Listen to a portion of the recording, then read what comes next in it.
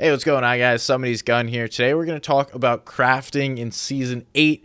It's basically the same as Season 7, but there's some different subtleties, and you're going to be crafting into different weapons. So let's talk about the two ways that you're going to be able to craft this season. So the first one is going to be the assault rifles. You're going to be able to craft assault rifles into suppressed scars or suppressed purple, gold, blue rarity assault rifles, whatever you actually want to call them.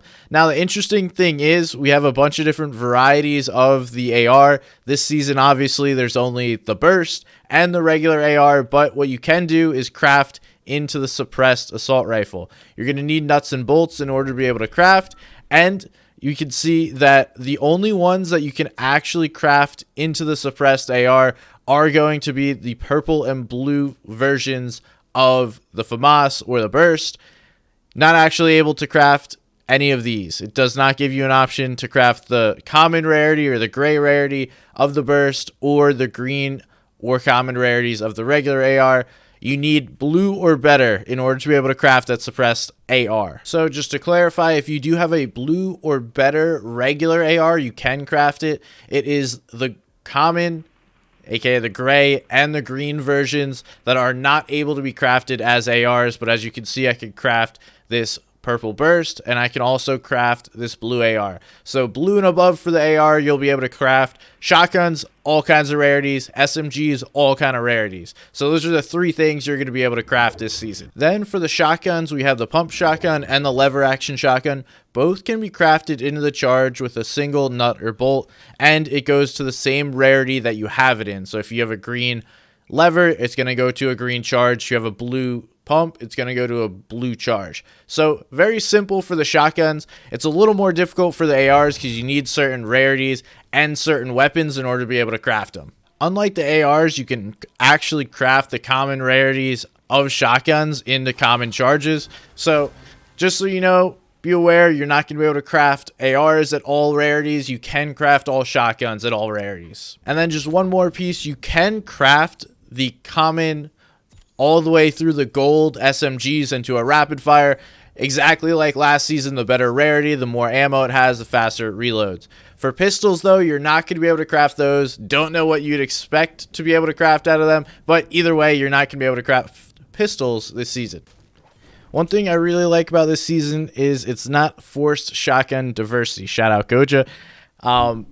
In previous seasons, it's typically one shotgun and that's it. And then everyone else just uses the other ones if they can't find the primary shotgun. Last season, the pump shotgun being the primary example of you really just want a pump shotgun. If you find a tack and you don't find a pump, you're running the tack. That's just how it is. But I like the flexibility. I like the changes that allow multiple different shotguns to be a part of the game, especially the charge. I think the charge is an awesome weapon. One of the few that allows for defensive play and promotes more defensive play than simply just jumping in people's boxes.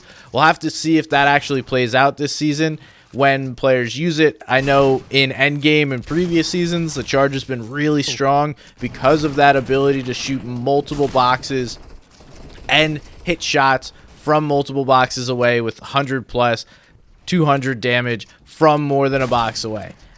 Again, we'll see if people decide, oh, I want to go with a purple pump or the purple charge. I'll probably be changing the lever shotgun to a charge almost all the time. I want to play around with the lever a little more, but the pump, you know, the pump's the pump. You love using the pump shotgun, and it's pretty consistent as damage. The only difference is if you're more of a defensive player, I would probably play the charge. That way you can punish people for trying to take your walls. The cool thing is, though, whether you have a charge, a pump, or a lever, you can always switch it up, grab another one. It does seem like the shotguns are more plentiful this season than I saw in the previous season, so you're not going to be running around looking for a shotgun for 5-10 minutes when I felt like that was sometimes possible.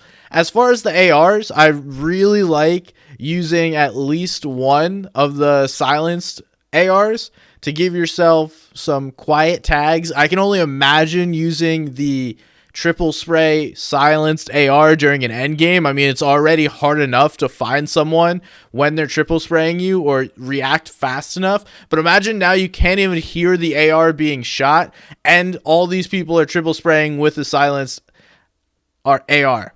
That would deal some serious damage, but again, you need a blue rarity or better to be able to grab the silenced AR, or I should say craft the silenced or suppressed AR.